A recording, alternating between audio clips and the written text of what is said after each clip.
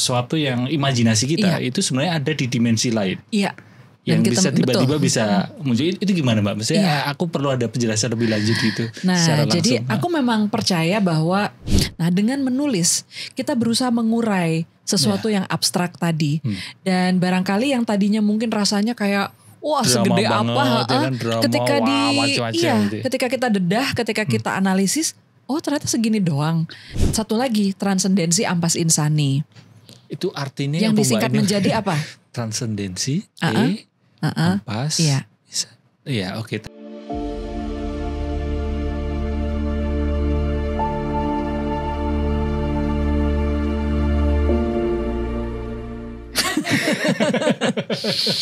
Udah kayak prompter. Apa kabar Mbak? Housewife? Baik. Good. Okay. Udah mulai belum kan? Kamu nanya apa kabar dalam rangka podcast? Serius? Iya, nggak ada opening. Nanti aja openingnya senyamannya, nanti tiba-tiba opening gitu. Tapi ini ngobrol santai aja. Oke. Baiklah. Oke. Ya ulangi lagi.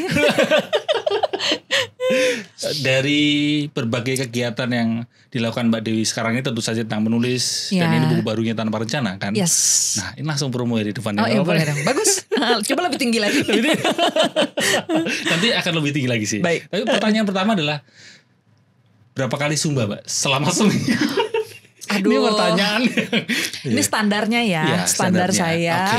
Kalau tidak diselingi berbagai macam kegiatan keluar kota dan sebagainya, itu aku bisa 5 kali seminggu. 5 kali. Breaknya itu hanya hari Rabu dan Sabtu. Biasanya ada. Ternyata Mbak Dewi ya. Karena memang seneng sih. Tapi itu juga masih disambi dengan Tai Chi. Ada Tai Chi-nya sekali seminggu. Tadinya juga rajin berenang. Tapi jujur waktu Reza gak ada, saya agak kurang termotivasi untuk berenang. Jadi berenangnya kalau lagi pergi ke hotel gitu ya, menikmati kolam renang hotel, tapi lagi tidak menjadikannya sebagai olahraga rutin gitu. Saya Zumba aja. Itu Zumba itu, ini ngomongin Zumba dulu ya, nggak apa-apa itu. Aku senang. Ayo gimana nih? Zumba itu satu jenis saja atau ada Zumba apa? Karena kalau istri saya Indri itu dia ikut satu kelas gitu di gym dekat hotel kan Mbak. Itu macam-macam itu jadwalnya. Betul. Hari ini Zumba atau hari ini Strong Nation atau apa-apa Body gitu. Combat apa gitu kan. Mbak Dewi itu kalau saya terus. Karena kebetulan tempat yang saya ikuti ini memang studio dance gitu ya. Jadi dia hanya kelas-kelasnya sifatnya agak tari gitu loh. Jadi kalau saya mungkin ikutnya di fitness club gym yang gitu ya. Yang lebih bervariasi bisa jadi sih, karena saya juga suka body combat, aku juga suka body pump, tapi memang lebih seneng Zumba. Karena memang fun ya, gitu. Terus pada dasarnya saya jiwa jogetnya cukup tinggi, cukup besar gitu. Jadi kayaknya lebih cocok lah. Ada wadahnya, lebih ada ruangnya gitu ya untuk kan kalau saya gitu. di lantai dansa itu tidak terarah. Ya kan, tapi kalau di kelas Zumba itu terarah, ada koreonya. Ada koreonya juga betul. Ya. Dan aku itu sangat ini seru banget itu ketika ketemu teman-teman Zumba di kontennya Mbak Dewi. Itu memang seguyup itu ya, memang segayeng itu, seseru itu ya. Memang kalau Zumba itu kuat di komunitas. Jadi mungkin karena orang-orangnya sefrekuensi ya. Jadi antara instruktur dengan member itu biasanya deket banget. Dan kita bisa liburan bareng-bareng kemana gitu loh. Komunitas Zumba. Iya. Terus kalau misalnya ada acara Zumba Party gitu Zumba ya. Party? Iya, kalau Zumba Party itu kayak instruktur-instruktur kelas dunia, instruktur yang terkenal banget gitu ya. Itu datang bisa berapa orang.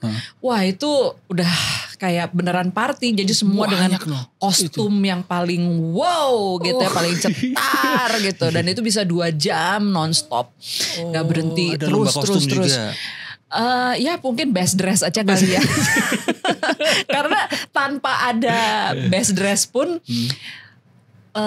pakaian Zumba itu memang sangat meriah gitu. Sementara sebetulnya selera aku tuh cenderung, aku kan lebih suka monokrom, hitam putih gitu ya. Jadi di kelas Zumba tuh pasti aku paling biasa aja gitu. Yang lain hijau neon, pink apa gitu. Aku abu-abu putih. Dengan sendirinya yang ikut itu akan terus tergerak untuk Iya biasanya gitu. Jadi gitu. Bahkan ada fashionnya juga. Fashion Zumba itu ada sendiri. Sepatunya Zumba. Ada sendiri. Belum lagi aksesorisnya ya, topi lah apa gitu. Topi Zumba. Seru jadi, juga ya. Saya jadi tertarik buat itu sebuah dunia sendiri itu.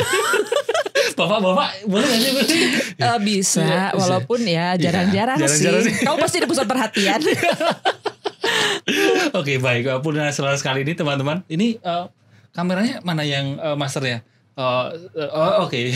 Oh itu ya. Oke, siap. Purnana Selasa kali ini saya ngajak satu teman, satu guru lah ya. Bisa dikatakan guru. Bukan guru Sumba tapi guru menulis ya, dan satu orang yang sebenarnya udah lama kepengen saya ajak ngobrol, tapi sayanya yang takut, Mbak. Masa sih dia ragu gitu ngajak ngobrol itu gimana ya, sungkan gitu. Padahal kita tuh udah kenal bertahun-tahun loh, Ji. Iya, ya udah kan? Lama sekali. Iya, dan ini Mbak Dewi Lestari. Iya, Aji ini salah satu rekan dan teman dekatnya almarhum suami saya. Jadi sebenarnya kita udah sering berinteraksi, sering ketemu, ya kan. Sampai sekarang saya masih rasa Iya. I know. Kita akan ngobrolin tentang gimana cara menulis. Nanti tolong saya diajarin, Mbak, gimana cara menulis ya kan. Oke. Ya, dan apakah menulis itu memang beneran bisa membantu memulihkan batin dan menyehatkan mental ya. Setiap kali saya ketemu orang, saya itu selalu penasaran apa yang membuat orang tersebut, dalam hal ini adalah Mbak Dewi, boleh diceritain, Mbak. Saya pengen tahu gimana perjalanan hidup Mbak Dewi sehingga Mbak Dewi jadi penulis? Penulis dulu atau penyanyi dulu? Kalau secara karir profesional yang terbuka adalah di musik terlebih dahulu. Jadi aku mungkin dari umur 17 tahun ya mulai menjadi backing vokal bagi para penyanyi ya. Waktu itu pertama Iwake, lalu kan ada nge-rap ada nyanyinya dikit ya. Nah, aku bagian nyanyi dikitnya itu. Nge-rapnya Iwa semua. Dari Bandung berarti?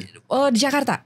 Tapi aku masih kuliah di Bandung. Jadi memang kondisinya saat itu pulang pergi ya, dari kuliah, selesai kuliah naik kereta api pergi ke Jakarta, latihan, manggung dan sebagainya. Sampai jadi backing vokal Chrisye. Pokoknya selama 2 tahun itu sempat jadi backing vokal Chrisye. Waktu Chrisye pertama kali konser kan, waktu itu barangkali itu konser besar pertama kali di Indonesia ya, dan sampai kita tur ke 4 kota kalau tidak salah. Di mana itu dulu, di Jakarta konser? Di Jakarta, paling pertama di Plenary. Iya, nah jadi abis dari karir backing vokal, lalu Rida Sita Dewi. Setelah Rida Sita Dewi itu kira-kira 8 tahun. Itu zaman aku kuliah tuh, Mbak. Rida Sita Dewi 2000-an kan ya, enggak ya? 95 bahkan, Ji. Album pertama kita 95, betul. Aku SMA, Mbak. Nah, abis itu baru aku sempat album solo, ya kan. Dan tahun 2001 itu menulis. Artinya begini, nulis ini menerbitkan buku pertama kali. Jadi orang kemudian mengenal saya sebagai penulis itu tahun 2001. Tapi hobi menulisnya sendiri sejak kecil sebetulnya. Jadi bisa dibilang kayaknya menetasnya di kurun waktu yang bersamaan. Aku ingat banget waktu itu kelas 5 SD. Jadi pas kelas 5 SD itu aku menciptakan lagu pertama kali. Aku juga mencoba menulis novel pertama kali. Kelas 5 SD juga? Kelas 5 SD. Kelas 5 SD itu saya gak sampai bisa menulis. Tapi ya anak 10 tahun ya. Anak umur 10 tahun. Tapi gitu. lahir di mana sih, Mbak? Lahir di Jakarta kan? Bandung. Lahir di Bandung? Aku lahir di Bandung. SD? Di Bandung. Jadi aku terus di Bandung itu sampai punya Kinan. Baru Kinan umur 3 tahun pindah ke Jakarta. Gitu. Nah jadi terus cukup. 5 SD itu udah mulai menulis. 5 SD itu mulai menulis. Tapi ya kan namanya juga tulisan anak-anak ya gitu. Hanya saja hobi itu tidak padam gitu loh, Ji. Jadi terus aja nulis gitu kan. Sejak SMP mulai terpapar dengan bacaan yang lebih dewasa. Kayak cerpen, fiksi. Dulu kan ada majalah Anita Cemerlang tuh kalau kamu inget. Gak inget ya? Aneka. Anita Cemerlang itu satu majalah isinya cerpen semua. Oh, nggak terpapar. Jadi dulu di Indonesia aneka ada, gadis dan sebagainya. Tapi Anita Cemerlang ini satu majalah isinya fiksi semua. Cerpen, cerbung dan sebagainya gitu. Oh, menarik ya. Jadi menarik gitu. Ketika saya SMP udah mulai baca gitu kan, dan ada perasaan gini juga gue bisa gitu loh, dengan PD-nya gitu ya. Terus saya udah mencoba nulis, kirim ke majalah, gak diterima gitu kan. Terus ada lomba menulis, ikutan, gak menang. Aku mulai meragukan sih, ini sebenarnya gue bisa gak ya nulis gitu kan. Sampai akhirnya hobi itu kayak masuk ke jalur gerilya gitu loh. Jadi aku hanya membagikannya ke orang-orang dekat, ke keluarga, ke teman indie. Paling cuma satu bikin cerpen tuh paling 10 orang yang baca teman-teman gitu kan ya. Teman-teman sekolah, teman kuliah. Gitu. Jadi terus nih sampai kuliah gitu ya, sampai ngasih ke dosen juga. Waktu SD SMP ini saya tarik ke belakang dulu. Karena saya penasaran waktu itu memang atas dorongan Mbak Dewi sendiri, bukan karena orang tua, kan biasanya ada ini dari orang tua. Ayo kamu ayo jadi ini gitu. Jadi gue tuh waktu kecil pinter banget ngarang maksudnya membual gitu loh. Entah gimana gitu. Kalau aku cerita orang tuh pada percaya. Padahal yang ku ceritain 100% fiktif ya. Orangnya gak ada, dunianya gak ada. Gue cerita gue punya teman yang namanya ini, punya rumah seperti ini gitu ya. Adikku percaya, saudara-saudaraku percaya gitu. Terus aku mulai ini kekuatan. Iya, ini ada sebuah kekuatan ini super, gitu ya. Super power ya. Jadi kayaknya kalau gue nggak menemukan nulis, paling coba jadi tukang bual sih, atau mungkin jadi jago marketing barangkali. Bagian sales ya. Iya, bagian sales meyakinkan orang gitu ya. Tapi akhirnya karena menemukan saluran lewat tulisan gitu, disitulah kemudian kecintaanku terhadap storytelling berkembang gitu. Dan jika dibandingkan dengan kakak-kakakku yang jauh lebih kutu buku gitu ya, aku tuh hanya baca lungsuran bacaan mereka aja gitu. Jadi bukan tipe yang ngotot banget harus baca. Tapi dengan sedikit saja asupan, keluar tuh bisa banyak banget gitu. Karena memang tukang ngayal pada dasarnya gitu. Bungsu ya Mbak Dewi? Pengais bungsu. Masih ada satu adikku. Nah adikku itulah korban dari segala bualan. Sampai sekarang dia tuh kalau gue cerita tuh sampai yang dengerin Mbak Dewi cerita ya. Lu ceritain ini beneran nggak gitu. Dia tuh sampai meragukan aku sampai sekarang karena dia trauma barangkali ya, sering dikibulin waktu kecil gitu. Dan waktu kuliah tadi 2001 ya, 2001. Itu udah nggak kuliah. Jadi itu apa dorongan terus tiba-tiba kan udah nyanyi nih sama Rida Sita Dewi. Terus ada satu kejadian atau apa yang membuat Mbak Dewi terdorong untuk oke, gue nulis aja ini gitu. Ya, jadi waktu aku umur 9 tahun itu, waktu kelas 5 SD itu, aku pergi ke toko buku kan. Di sana tuh aku kayak berhayal, mungkin manifesting kalau zaman sekarang ya istilahnya. Suatu hari nanti aku akan melihat bukuku di rak buku itu, toko ini gitu. Jadi dan si hayalan itu aku masih ingat terus. Sampai kemudian menjelang usia 25, waktu 24 tahun, kayaknya aku mengalami yang disebut quarter life crisis ya. Meskipun zaman dulu gak ada istilah itu. Gak ada istilahnya. Cuma kayak yang gelisah kayak gue udah ngapain aja sih seperempat abad gitu.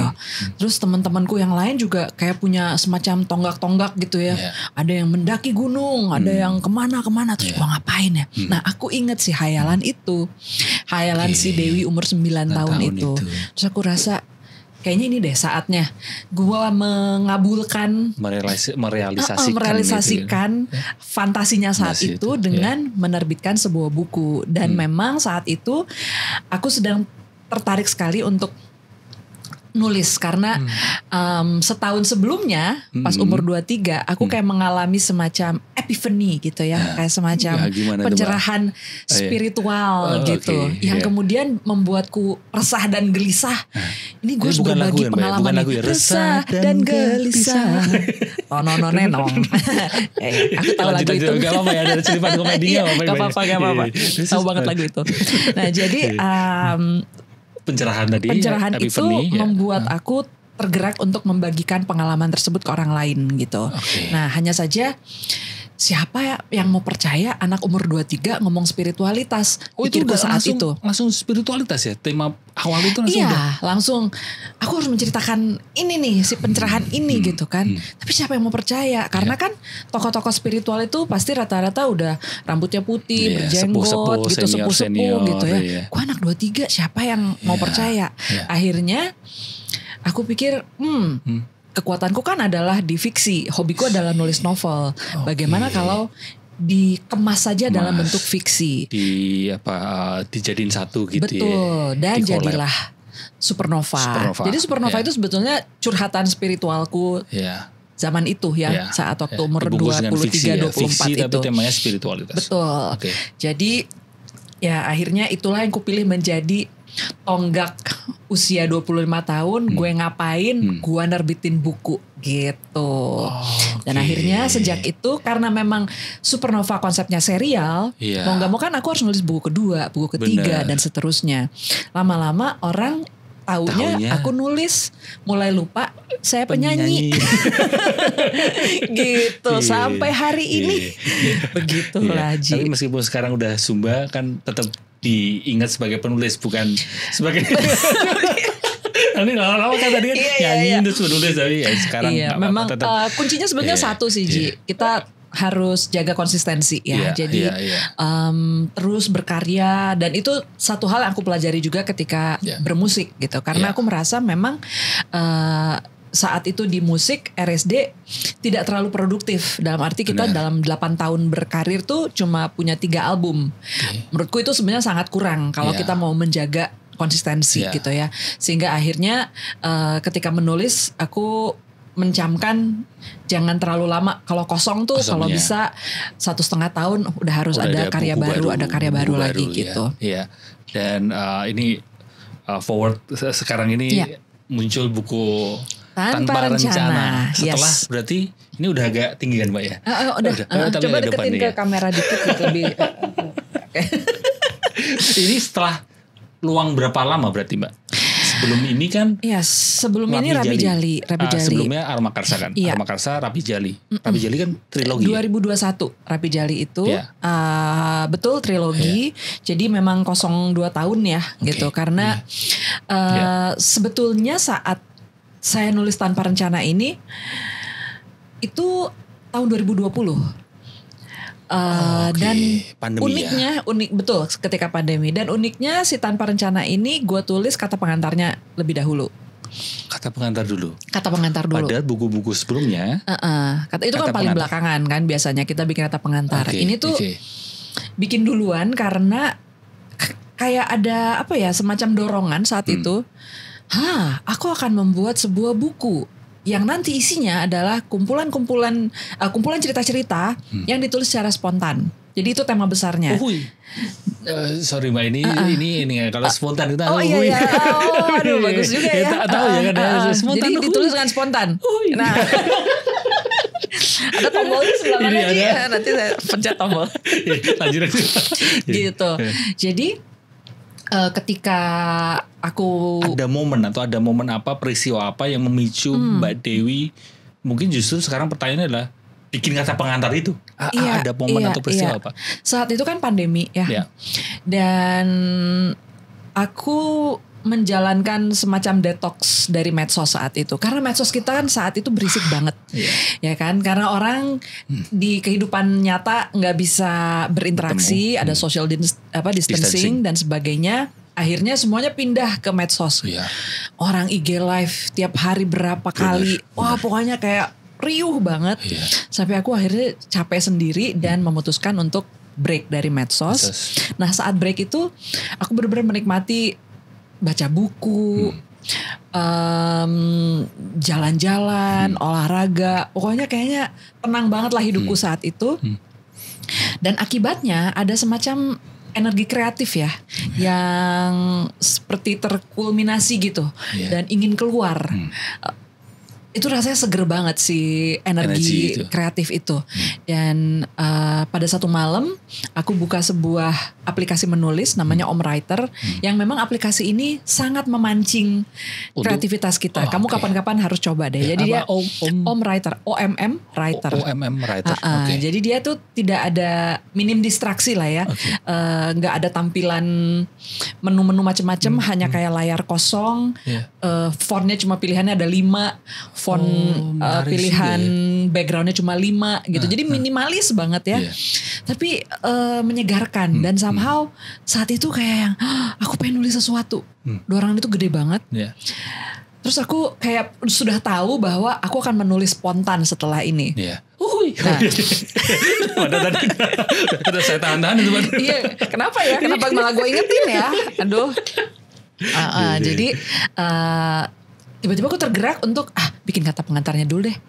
Karena kayaknya aku akan membuat kumpulan karya semacam itu gitu. Dan setelah aku bikin kata pengantar, jadi kata pengantarnya kurang lebih begini.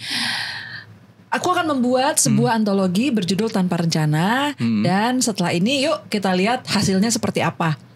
Baru aku nulis cerita pertama. Tulislah cerita pertamanya. Dari situ tahun 2020 tuh. Udah, abis itu nulis Rapi Jali kan.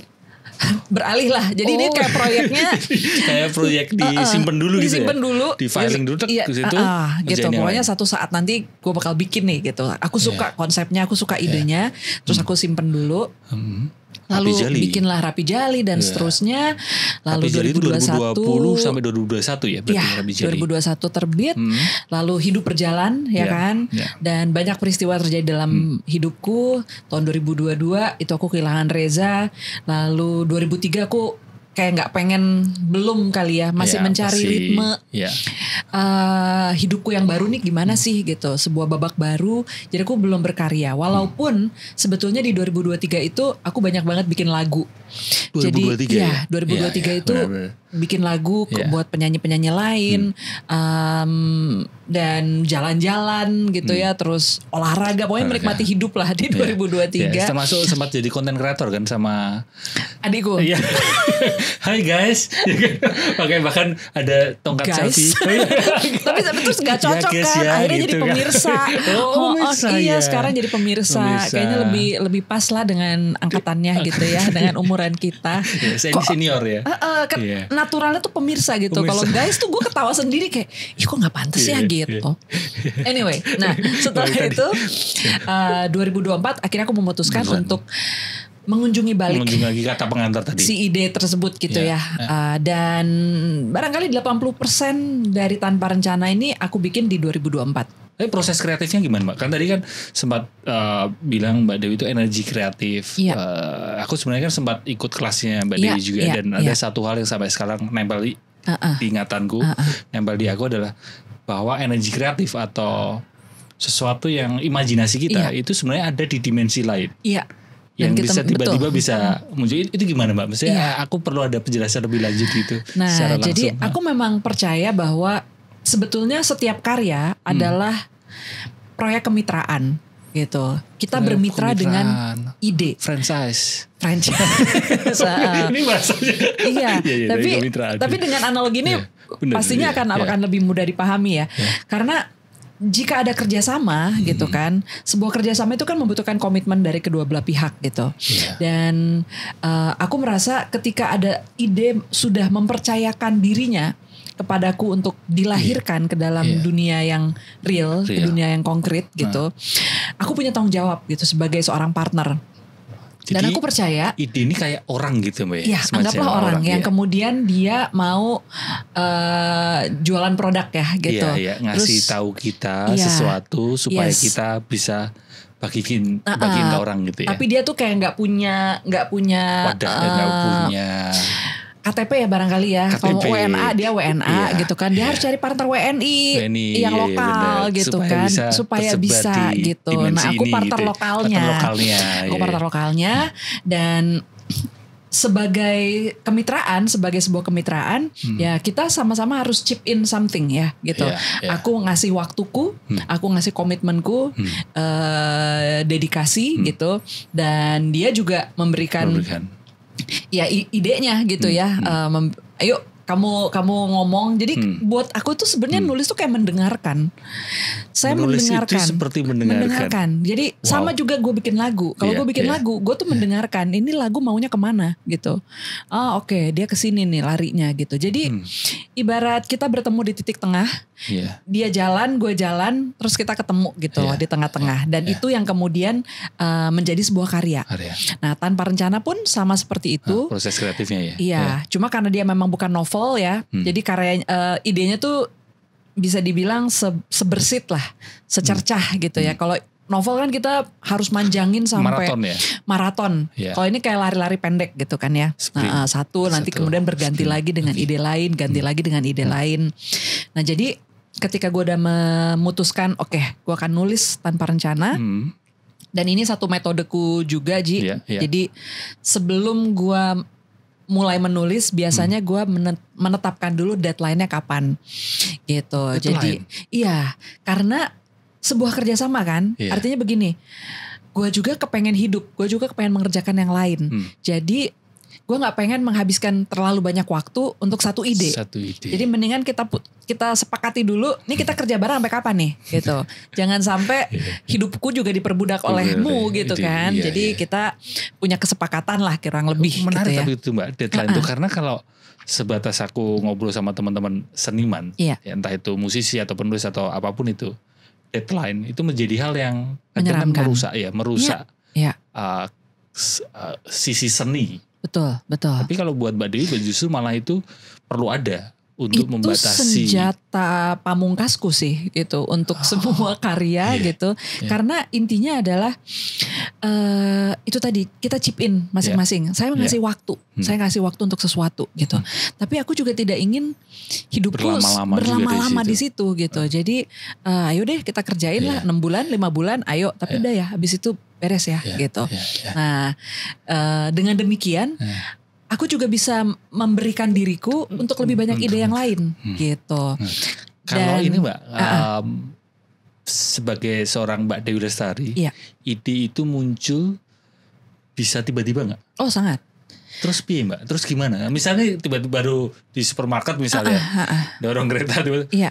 Wah ini keren ini kalau ceritanya gini mungkin seperti itu betul. Jadi apa yang dilakukan? Ada semacam, kalau aku menyebutnya disiplin ide gitu loh. Disiplin ide. Artinya begini, begitu ide datang. Ini banyak ilmu dari Mbak Dewi.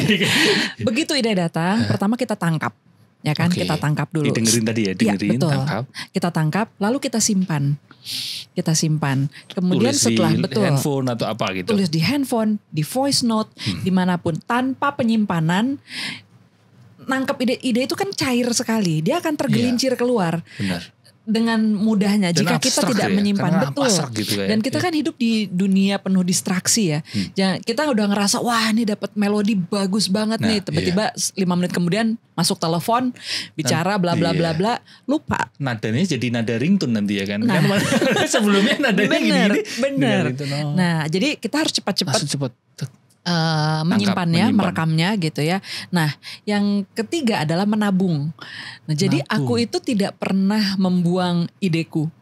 Meskipun nanti kalau kamu lihat voice noteku itu isinya ratusan nada-nada entah tiba-tiba ide muncul. Pokoknya gue rekam aja dulu.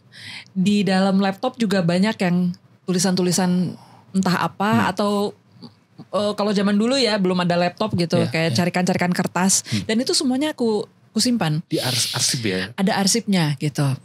Karena aku percaya kita tidak pernah tahu kapan ide yang cemerlang itu muncul. Yang mana gitu. Ide yang mana tahu, ya. gitu. Tapi kalau kita tidak punya disiplin ide, ya udah dia akan lari begitu saja gitu. Tapi di sisi lain ada yang modelnya adalah meluangkan waktu khusus. Terus kayak mengakses ide itu. Ayo datang gitu. Bisa. Kan selain yang tadi tiba-tiba muncul ditangkap. Betul. Tapi yang sisi yang lain ini, sisi yang kedua adalah meluangkan waktu khusus supaya datang ide. Itu juga bisa. Artinya kita sudah memberikan ruang pertemuan. Kayak meeting room. Itu ada nyewa meeting room. Janjian dulu. Betul. Tapi ya meeting room itu tentu dengan risiko dia bisa datang bisa enggak. ya kan? Iya, malah semakin di ini malah semakin ini kan. Cuma nggak apa-apa. Aku suka juga dengan cara seperti itu. Artinya kan kita sudah memberikan komitmen gitu ya. Biasanya kalau karena aku percaya ide ini juga dia bisa mendeteksi orang-orang mana yang akan punya komitmen cukup dan dedikasi cukup untuk melahirkannya gitu loh. Makanya orang-orang produktif menurut aku problem mereka adalah kurang waktu. Ide banyak banget. Bener. Ide tuh ngantri. Karena CV-nya bagus kan, resumenya bagus. Dan di sana tuh kayak dari dimensi itu kayak udah terus mereka ada percaya. Word of mouth gitu ya. Lu datengin dia deh. Sama dia jadi mulu nih, cerpen jadi, puisi jadi. Datengin dia deh gitu. Wah, dateng nih rame-rame gitu kan. Sementara ada orang-orang yang mengeluh nggak punya ide gitu. Barangkali karena resumenya belum meyakinkan. Barangkali itu tadi dia tidak punya disiplinnya, dia tidak punya komitmennya gitu.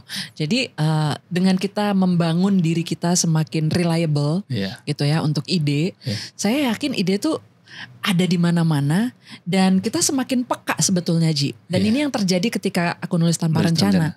Jadi gue bisa pergi ke satu tempat.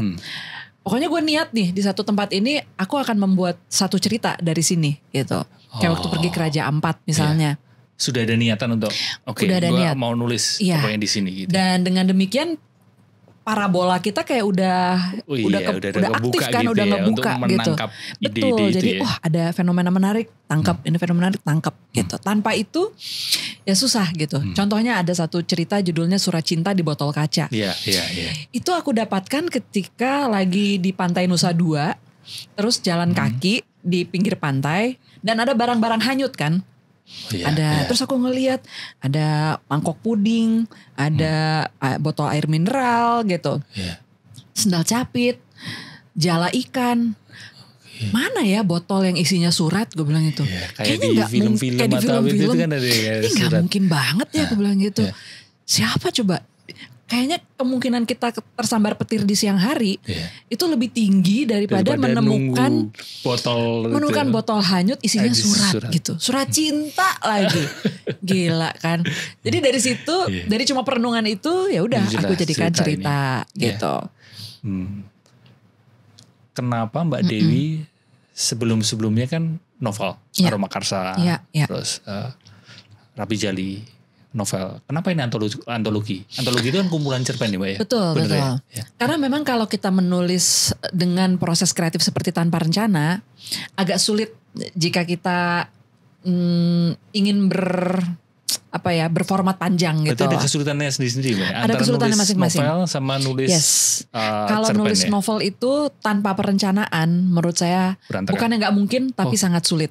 Ya, karena kan kita bicara barangkali 40.000 kata. 50.000 kata. Saya sampai sekarang tuh sangat salut pada orang-orang yang termasuk pada nulis novel itu kan berarti nafasnya nggak habis habis. Nah itu bener lari maraton. Udah langsung ini lagi gitu. Atau kayak Aroma Karsa itu ultra maraton ya 107.000 kata, di atas udah 100.000 gitu.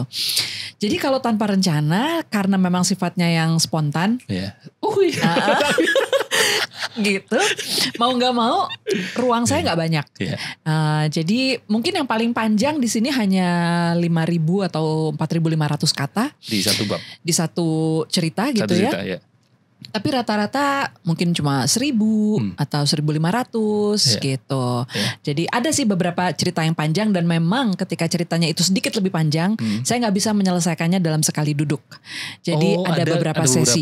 Tapi saya cerita yang tidak sekali selesai. Tapi saya coba tetap setia dengan proses kreatifnya. Artinya saya tetap tidak melakukan planning, lalu bikin plot, bikin outline gitu Seperti pada waktu bikin novel, nggak dipakai metode itu. Jadi memang langsung, dibiarin seperti itu. Betul. Kenapa Mbak? Maksudnya ada apa yang membuat?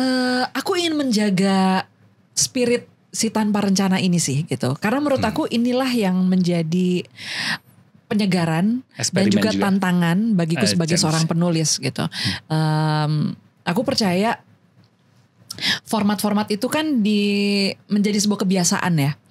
menulis novel menjadi sebuah kebiasaan bagiku gitu. Jadi bagi seorang penulis novel, tantangannya justru ketika dia harus nulis pendek.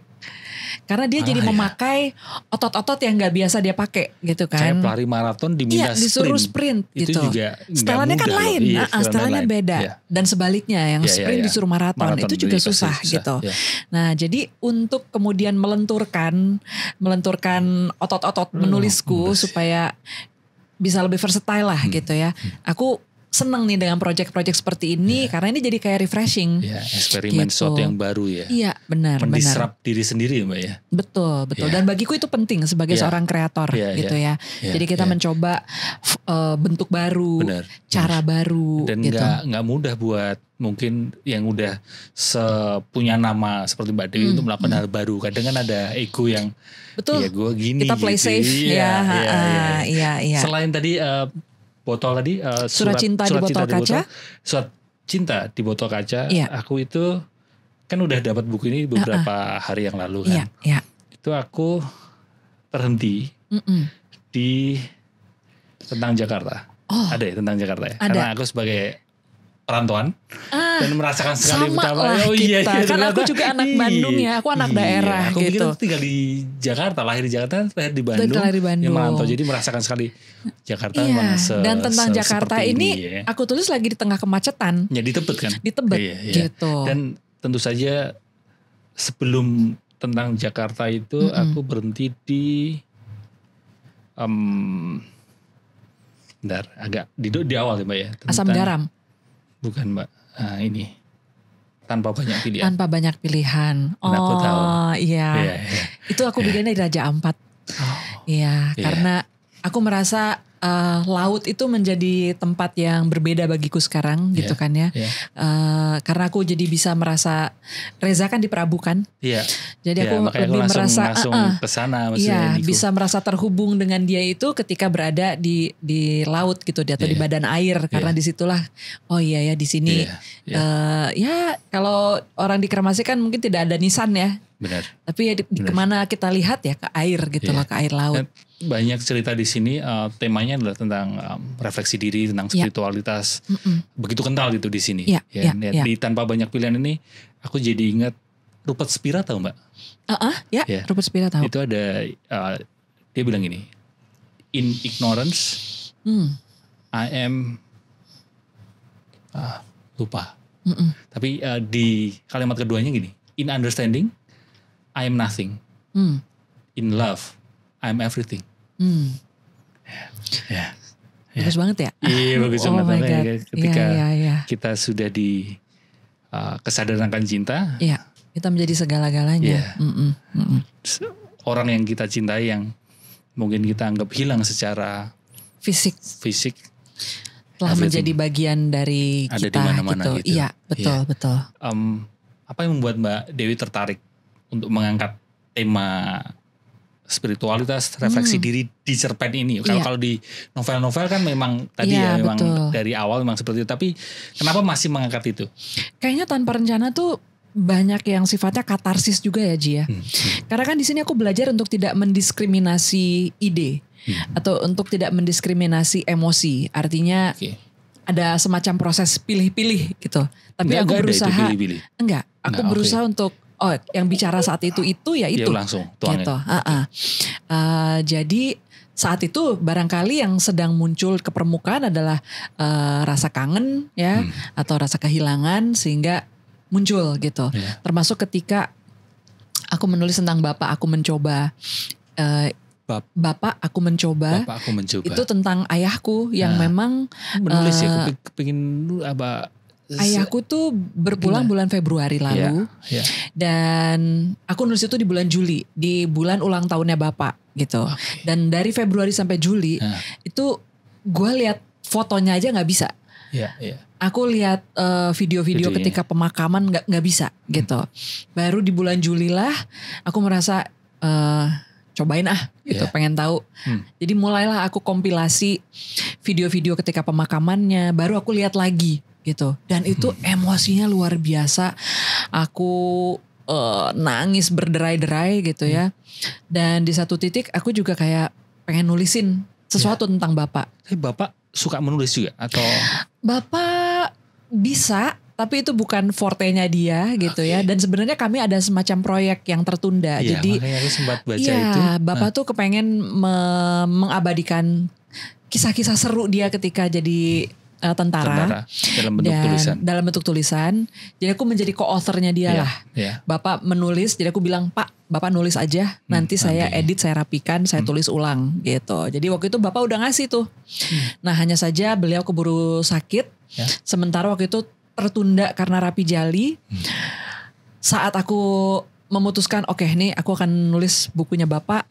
Bapak keburu jatuh sakit dan kemudian berpulang. Jadi beliau tidak sempat untuk tahu bukunya kelar atau enggak. Dan jujur aku juga belum bisa balik lagi ke project itu. Jadi ketika Bapak nggak ada itu aku aduh kayaknya nanti dulu deh entah kapan tapi aku akan selesaikan karena as you know buatku berutang sama ide itu kayak utang seumur hidup gitu loh. Jadi satu saat pasti akan aku kerjakan. Bahkan Mbak Dewi berutang sama ide sampai sebegitunya, apalagi berutang sama Bapak, maksudnya sama kan Bapak. ada rasa ini harus selesai juga ini gitu. Iya gitu. Tapi ya udah jadi aku kayaknya ingin membersihkan dulu barangkali ya. Ya bisa dibilang Tanpa Rencana ini merupakan bagian dari penyembuhanku juga. Dari kedukaan, dari kehilangan gitu ya. Karena itu tadi sifatnya katarsis. Jadi sepertinya ada banyak emosi yang ikut keluar dan tercerna di sini gitu. Sehingga ketika ada ungkapan menulis itu memulihkan, writing is healing. Itu benar ya? Aku sangat setuju. Sangat setuju. Mengapa? Karena di dalam proses menulis kita mencoba mengkonkretkan sesuatu yang abstrak. Dan kadang-kadang problem kita, emosi kita begitu teraduk-aduk, tercampur baur sehingga kita udah tidak jelas lagi. Kita kehilangan perspektif atas apa yang sesungguhnya terjadi. Nah dengan menulis kita berusaha mengurai sesuatu yang abstrak tadi. Dan barangkali yang tadinya mungkin rasanya kayak wah drama segede banget, apa ketika ketika kita dedah, ketika kita analisis, oh ternyata segini doang problemnya gitu. Dan ada proses kejernihan sekaligus memaksa kita untuk refleksi what's going on gitu loh. Untuk kemudian mencari tahu dan mencoba mengerti apa yang sesungguhnya terjadi. Karena aku percaya sebetulnya setiap problem itu solusinya ada di kita sendiri. Ya, hanya saja kita terlalu belum lihat, hanya kita terlalu butek gitu ya untuk melihat. Makanya kita butuh counselor, kita butuh orang lain. Sebetulnya kan untuk memancing, dan mencari tahu apa yang sesungguhnya terjadi. Untuk menjernihkan. Betul. Sekarang peran counselor itu kita serahkan kepada tulisan. Jadi sebenarnya ini adalah counseling, semacam counseling terhadap diri sendiri gitu loh. Perlu keberanian tapi Mbak. Oh sangat. Udah berapa tahun berarti Mbak Dewi di dunia penulisan itu? Bisa dibilang secara profesional 23 tahun ya. 23 tahun. Iya. Apakah setelah 23 tahun sekarang ini masih ketika menulis itu masih ada keraguan, ketakutan?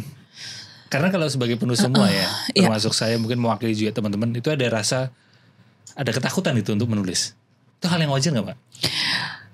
Mungkin ketakutannya ada dua. Pertama jika kita memang berbicara tentang diri kita sendiri, then we feel vulnerable, jadi rapuh gitu kan, terasa kayak mengekspos diri sendiri dan itu tidak nyaman.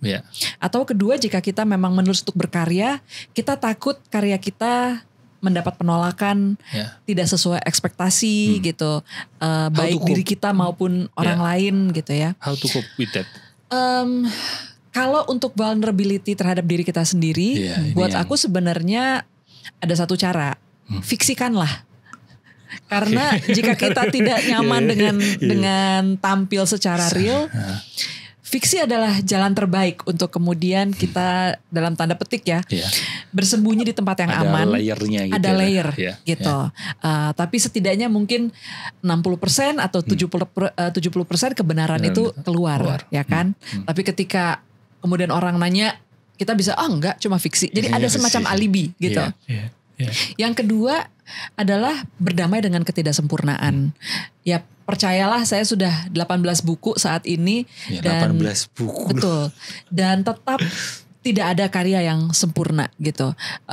Gue kalau disuruh baca lagi Supernova 1. Masya Allah. Tetap gitu ya Mbak ya? Ya iya.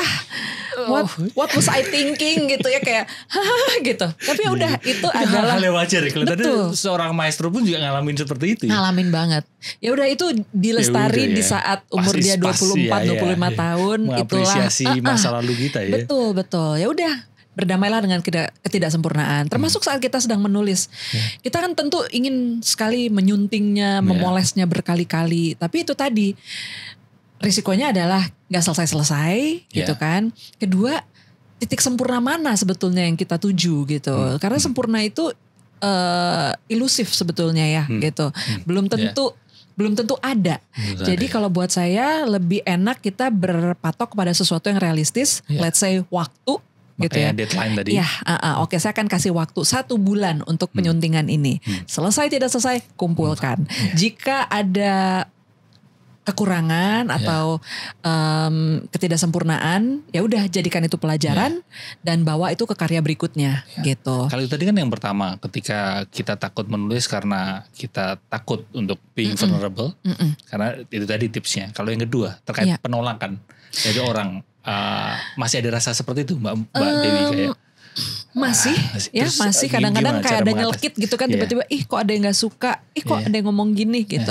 Gimana cara mengatasi penolakan dari orang lain? Oke, kalau itu saya meminjam nasihatnya Reza sih ya, bahwa cara termudah untuk menjadi gila itu adalah berusaha menyenangkan semua orang. Ya kan? Karena itu sebuah kemustahilan gitu. Jadi saya pernah punya pengalaman langsung sebetulnya mengenai hal itu. Waktu Supernova pertama keluar. Tahun berapa itu Pak? 2001. 3 bulan pertama itu aku panen yang namanya pujian. Pujian di mana-mana. Dipuji di sini, dipuji di sana, di review orang, di surat kabar, penulis baru media yang massa, wow gitu ya. Wah, aku pendatang senang baru gitu kan. Apa yang terjadi 3 bulan setelahnya? Itu saya mengalami badai kritik. Wah, kritik di sini, kritik di sana, dan media-media besar pula. Bahkan itu bisa terjadi perang saut-sautan antara para presensi gitu ya. Yang pro dan kontra gitu, balas-balesan setiap minggu.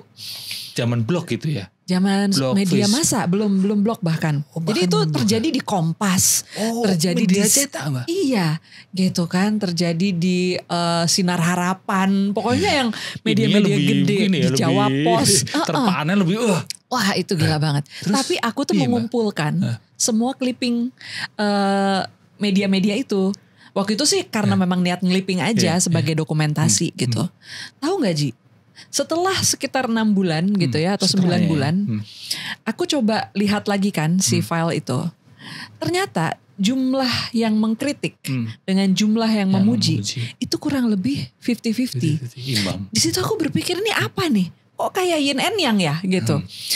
Kok kayak ada pola keseimbangan gitu. Dan di situ aku berkesimpulan bahwa setiap karya pasti ada yang suka, pasti ada yang tidak. Ketika kita suka, terimalah pujian itu, tapi jangan lekat pada pujian itu. Begitu juga ketika ada yang kritik, telaahlah kritik itu. Kalau ada pelajaran yang bisa diambil, ambil. Kalau itu hanya pendapat subjektif, ya sudah biarkan saja gitu. Tapi teruslah berjalan, karena bagaimanapun yang suka dan tidak itu pasti akan ada. Sesempurna-sempurna apapun karya ini udah kita bikin, kita rasa ini udah the best of the best. Makna opusnya kita gitu, tetap aja pasti akan ada yang suka dan pasti akan ada yang tidak. Sebaik-baiknya kita tetap aja ada orang yang melihat nggak baiknya gitu. Betul. Dan tadi ternyata ada pola keseimbangan, jadi kayak ada semesta ini mencari keseimbangannya sendiri. Karena kalau cuma pujian tok, ya nanti kitanya jadi sombong gitu. Benar. Dan kita nggak belajar apa-apa ya. Dan sebetulnya dari kritik itu banyak kok pelajaran yang bisa kita ambil gitu ya. Kadang-kadang mungkin saat kita emosi kita merasa kayak kita diserang. Ego kita betul, kan betul. Salah ini. Tapi kalau kita mungkin nanti dengan kejernihan barangkali kita bisa menarik 1-2 pelajaran dari situ. Selalu ada manfaatnya sebetulnya.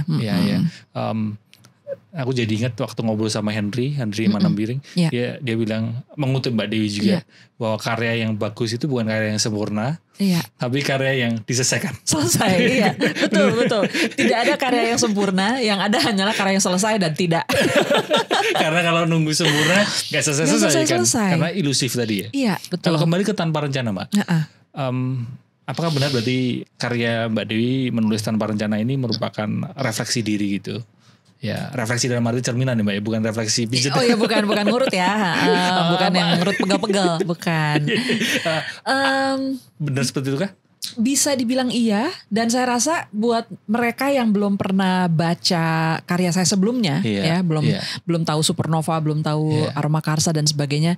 Menurut saya Tanpa Rencana ini jalan masuk yang ideal sih untuk tahu di Lestari, karena di dalam sini sangat beragam gaya penulisan. Ada yang santai banget seperti Transendensi Ampas Insani gitu ya. Ada yang sangat puitis gitu. Ada puitis juga. Ada yang puitis juga. Ada yang cerita pendek, cerita mini, prosa liris gitu ya. Ada yang pakai karakter, ada yang nggak ada karakter gitu. Jadi di sini saya betul-betul bermain dengan berbagai macam style gitu. Jadi saya rasa tepat kalau orang ingin tahu di Lestari, coba baca Tanpa Rencana gitu. Filosofi Kopi itu juga antologi nggak, Mbak? Antologi, tapi dia tidak dibikin seperti ini ya. Jadi itu kayak apa, saya bikin secara sporadis.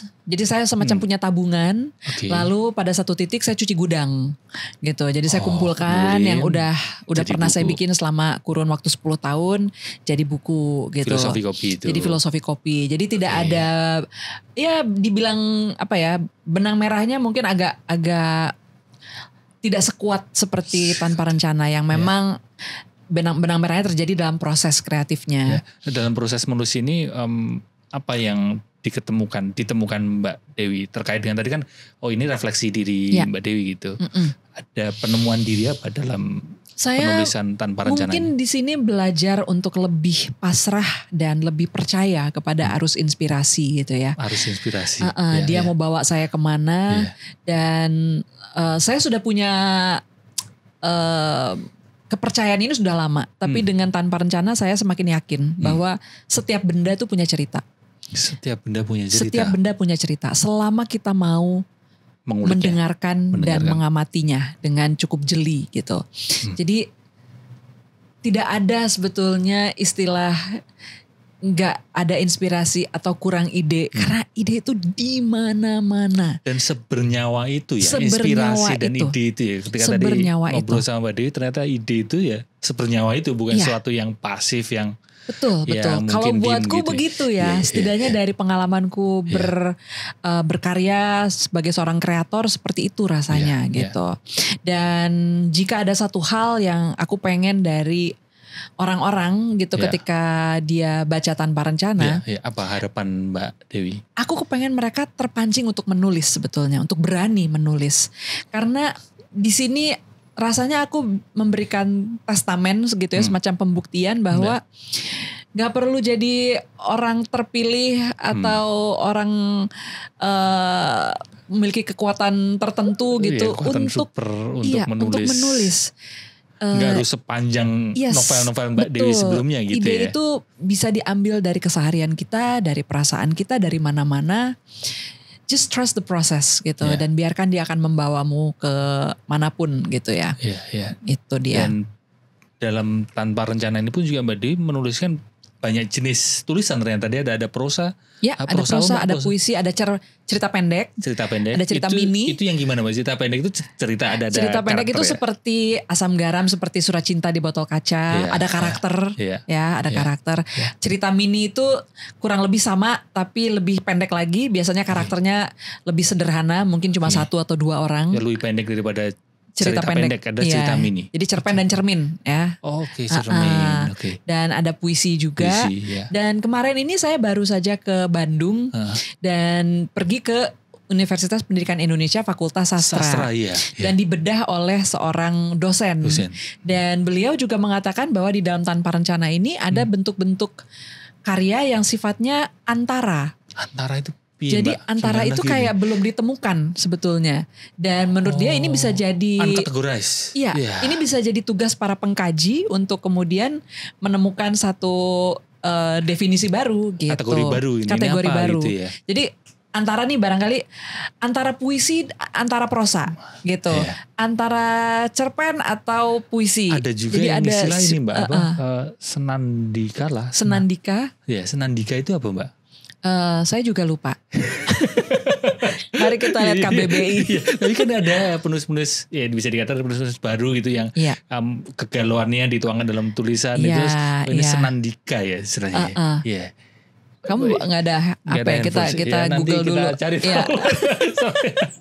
Kembali sini. Selain tadi Mbak, selain tentang Jakarta dan tadi yang mengingatkan Mas Reza tadi, tanpa banyak pilihan, aku juga tercuri perhatianku mesin waktu. Ya. Ini ada satu pertanyaan dari aku yang mungkin agak filosofis, agak spiritual. Ternyata waktu ini kalau aku pahami di sini itu justru mundur ya. Aku sih lebih seneng mundur daripada maju. Bahkan di sini kan dituliskan terkait dengan simbol Ouroboros kan, yang ular, betul. Gigit ekornya sendiri, sehingga itu ketika kita mundur terus.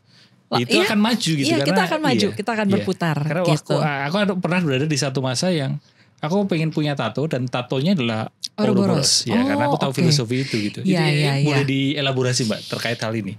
Karena tadi kan terkait dengan penemuan diri ya ketika menulis ini ada satu itu hal kayaknya idenya dari mana ya? Tiba-tiba aku terpikir mesin waktu. Waktu dan kayaknya ini semua orang waktu ini? Enggak juga. Kayaknya itu tidak dalam kondisi apapun, cuma tiba-tiba terbesit. Kayaknya gue harus nulis sesuatu tentang mesin waktu deh, gitu. Dan barangkali, barangkali juga terdorong oleh rasa kangen. Aku inget, kenapa. Jadi aku merenungkan tentang ayahku sebetulnya. Bagaimana dan juga diriku sendiri gitu ya. Aku selalu berandai-andai, kalau misalnya gue mencari titik di mana semua orang yang gue cinta, semua orang yang gue sayang itu masih ada di dunia. Seandainya kan masih pikiran kan masih seperti itu. Iya betul. Dan kesimpulan gue saat itu adalah, kayaknya waktu SMP deh. Waktu SMP, tapi SMP-nya kelas 1. Karena pas kelas 2 aku itu pertama kali kehilangan seorang teman yang kecelakaan motor dan meninggal, teman sekolahku. Tapi kemudian aku berpikir lagi, bukan, kayaknya SD deh, waktu nenekku gitu ya. Nenekku meninggal, barangkali berarti kalau gue SD semuanya masih ada gitu ya. Terus aku bayangkan ayahku gitu kan. Ayahku tuh merasa hidup nih kayaknya udah gini-gini lagi ya gitu, udah gini-gini aja ketika udah umur 85 gitu. Apa sih gak ada kejutan lagi dalam hidup gitu. Tapi kok kemudian dengan perspektif yang barusan aku bayangkan sebenarnya barangkali dunia ini justru menjadi dunia yang asing bagi beliau. Karena semua orang-orang terdekat dia itu gak ada. Teman-temannya juga udah mulai cuma tinggal berpulang. 30 orang ya, teman satu angkatan dari ratusan gitu. Dan tiba-tiba dunia ini sebenarnya bukan menjadi familiar tapi justru menjadi asing. Karena orang-orang yang biasanya berinteraksi denganku, orang-orang yang menjadi patokanku, pedomanku, orang tuanya itu udah gak ada. Bahkan dan anak-anaknya betul. Sebagai orang tua kan berinteraksi dengan anak, kok anakku udah gak seperti anak kecil lagi betul, gitu. Betul. Dan aku bayangkan ini semua akan dialami oleh kita gitu, termasuk aku juga. Dan kemudian aku mencari, jadi kalau gue punya mesin waktu gitu, terus berhayal kan, kalau gue punya mesin waktu, kayaknya gue pengennya mundur deh gitu. Gue gak tertarik tuh pengen ke masa depan. Gue tuh justru di saat ini ya Ji ya gitu. Aku ingin mengalami hal-hal yang pernah aku alami dulu. Aku pengen ngeliat lagi SD ku waktu itu. Aku pengen ngeliat lagi tukang jualan cilok yang jadi langgananku waktu SD. Pengen ketemu lagi mama. Pengen denger suaranya mama. Karena di otak gue udah mulai samar. Aku kehilangan mamaku waktu tahun 97. Itu udah lama banget kan. Jadi aku udah, suara mama kayak apa ya gitu. Itu proses kehilangan yang begitu perih adalah ketika kita sudah mulai lupa suaranya gitu kan. Dan waktu itu aku gak punya device untuk merekam suara mama dan sebagainya gitu. Jadi buat aku, ini kalau gue punya mesin waktu, gue pasti pakai ke belakang gitu. Terus aku mulai melebarkan itu lagi kan. Terus kan semua kebenaran yang kita anggap sekarang benar, semua itu kan sumbernya dari masa lalu gitu. Jangan-jangan apa yang kita anggap benar belum tentu benar karena kita nggak lihat verifikasi di masa saat itu. Terus aku jadi mulailah pengen ke zaman gladiator, zaman dinosaurus. Imajinatif sekali ternyata itu kekuatannya Mbak Dewi. Terus aku kayaknya pengen lihat penciptaan bumi deh, gue bilang gitu ya. Bener nggak tuh dari Big Bang dan bener sebagainya. Gak? Oh tiba-tiba langsung yang itu kan, wah kayaknya kalau ke masa lalu seru gitu kan. Terus tiba-tiba inget si Ouroboros itu. Kayaknya kalau udah paling belakang, sebelakang-belakangnya, ujung-ujungnya akan muter lagi gitu kan. Jadi aku gak tahu, tapi mesin waktu itu sangat excited bagiku. Dan aku juga sangat menikmati menuliskannya. Karena kayaknya segala fantasi terbesarku tuh ada di situ gitu, terangkum di cerita itu gitu. Kalau anak muda cenderungnya mikirin masa depan. Tapi mungkin ketika kita bertambah usia gitu sudah kan balik masa lalu deh. Karena mamaku juga gitu, mamaku setiap kali ketemu bukan lagi menceritakan mimpi-mimpi masa depannya. Karena sudah umur 80-an juga, umur 70-an, mendekati 80. Sehingga justru yang sering kali diceritakan adalah masa lalu. Oh no, jadi gue udah mulai mengalami itu ya Ji. Aku juga gitu, aku juga udah mengalami. Iya ya, bernostalgia setiap kali ketemu temen gitu kan. Reuni zaman dulu gitu. Karena sudah kalau mikirin masa depan kelihatannya udah kelihatan plafonnya udah kelihatan nih.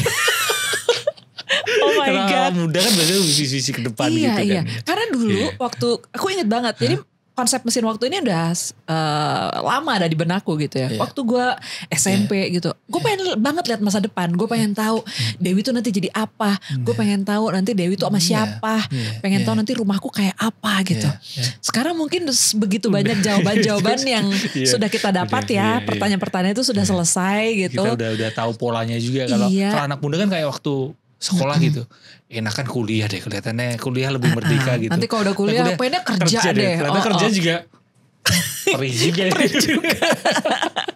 kan? Sehingga harus kembali ke masa lalu gitu. Mungkin itu siklus hidup sih ya pada dasarnya, barangkali seperti itu. Usia, udah tahu polanya seperti itu. Enakan balik ke masa lalu deh.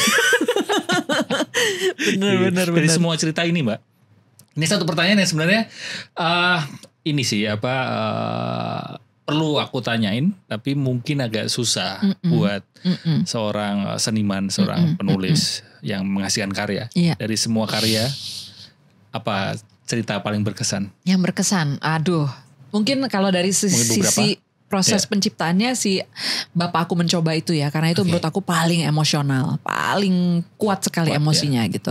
Kalau aku nulis tentang kita yang tanpa banyak pilihan, itu sudah ada jeda kurang lebih 1 tahun dari kehilangan Reza gitu ya. Tapi ketika aku nulis Bapak Aku Mencoba tuh kayak masih, kalau luka tuh masih seger lah gitu ya. Masih jadi kental banget betul, emosinya emosinya masih sangat kuat. Sama satu lagi, Transendensi Ampas Insani. Itu artinya yang disingkat menjadi apa? Transendensi, ampas, tai. Iya itu. Tapi Transendensi Ampas Insani. Itu adalah tai itu sebenarnya. Jadi memang itu adalah panjangannya itu ya Mbak ya mungkin ya. Iya. Beneran maksudnya? Ini beneran seserius itu. Kamu harus baca ya nanti Transendensi Ampas Insani. Enggak, itu gue ngarang. Bukan dikarang. Enggak. Aku mikir entahlah siapa pencipta kata tai di dunia ini. Aku cuma memberikan sebuah ini aja, ngulik-ngulik aja. Jadi Transendensi Ampas Insani ini, aku nulis sudah lama banget, mungkin tahun 2006. Awalnya tuh modul. Dia tuh modul meditasi yang gue bikin dengan segala keisengan gue. I didn't know saat itu aku kesurupan apa. Tapi tahun 2006 gue bikin modul. Itu ya. Mungkin karena saat itu gue lagi banyak-banyaknya ikutan workshop.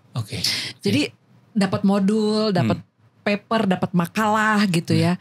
Terus kayak terpancing, kayaknya gue juga perlu deh bikin sebuah modul untuk teknik meditasi gitu kan. Tapi karena gue bukan meditator yang sangat piawai gitu kan, kembalilah ke hal-hal yang sifatnya apa ya yang bisa jadi meditasi. Gitu kan. Di toilet tiba-tiba aku di toilet merenung. Ini sebenarnya meditatif banget nih gitu kan. Mulai mencari-cari hubungan-hubungan itu. Barangkali yang baca modulnya itu hanya Reza dan Nugda. Nugda ya. Dua orang Nugda. Itu ya Mas Nugda, partnernya Reza dulu. Jadi gue gak menyebarkan itu ke siapa-siapa, saking absurdnya, tapi aku masih simpen terus kan, as I say, aku selalu menabung semuanya kan. Nah ketika aku nulis tanpa rencana ini, tiba-tiba aku teringat si modul itu. Menurut aku modul itu brilian banget, cuma kan gak bisa dibagikan, karena gak ada gunanya juga gitu kan. Akhirnya udah deh, aku bikinlah menjadi cerita, dan jadilah cerita Transendensi Ampas Insani, yang memang tadinya judul aslinya meditasi Tai, meditasi transendensi ampas insani, artinya kita bagaimana mentransendensi ampas kita gitu loh. Makna apa yang bisa kita temukan di dalam proses buang hajat gitu. Dan di sini sebenarnya sangat kalau kita pas buang hajat ketika kita buang air besar itu sebuah kontemplatif. Itu tidak ada keikhlasan menurut aku yang lebih ikhlas daripada saat kita melepas tai. Lu pengen gak tai lu balik lagi? Enggak sih, udah lost aja ya. Iya kan, pengen gak ketemu lagi? Enggak juga kan, langsung kita siram kan. Bahkan gak kita lihat ya, kadang kan masa mau kita lihat juga ya Mbak. Aku gak ikhlas, aku ya kan enggak gitu. Ikhlaskanlah segala sesuatu itu seperti kita mengikhlaskan tai kita lepas. Gak ada yang lebih ikhlas daripada itu, Ji. Tapi kalau bisa Mbak Dewi itu memang imajinatif ya. Langsung ditak-atik jadi transendensi ampas insani. Itu gue cari-cari sih. Oh iya, bener juga, untung ada A-nya itu ampas ya. Jadi dapet tuh. I-nya insani lagi. Jadi pas banget. Nah akhirnya gue bikin jadi cerita. Dan ini cerita yang sebetulnya sangat serius. Nanti ada prinsip-prinsipnya. Ada tokohnya, ada karakternya di situ. Ada 5 prinsip AS gitu ya. Ada mulas, bilas, ikhlas gitu. Nanti kamu bisa baca sendiri ya di dalam situ. Aku jadi ingat Mas Reza itu kalau bikin teknik ya. Bikin teknik itu kan kayaknya terinspirasi dia deh. Atau aku masuk dia yang bikin singkatan, yang bikin Mbak Dewi ternyata tadi. Itu aku yang bikin. Tapi kalau memang, kalau yang teknik Mas Reza itu kan ada singkatan itu singkatannya mungkin. Itu gara-gara gue kebanyakan ikutan workshop ya saat itu. Nah jadi ini cerita yang sangat serius sebetulnya dan sangat deep sebetulnya ya maknanya gitu. Tapi hancur. Yang gue tuh nulisnya ketawa-ketawa, yang ngakak-ngakak sendiri. Karena dalam cerita fiktif itu tadi. Gitu. Itu sebenarnya tentang 2 sahabat.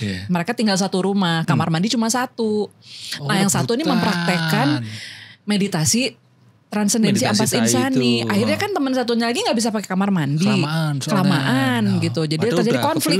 Iya, terjadilah konflik di antara mereka. Sampai akhirnya udah, lo ikut gua deh gitu. Lo belajar juga nih ke si kangguru ini gitu.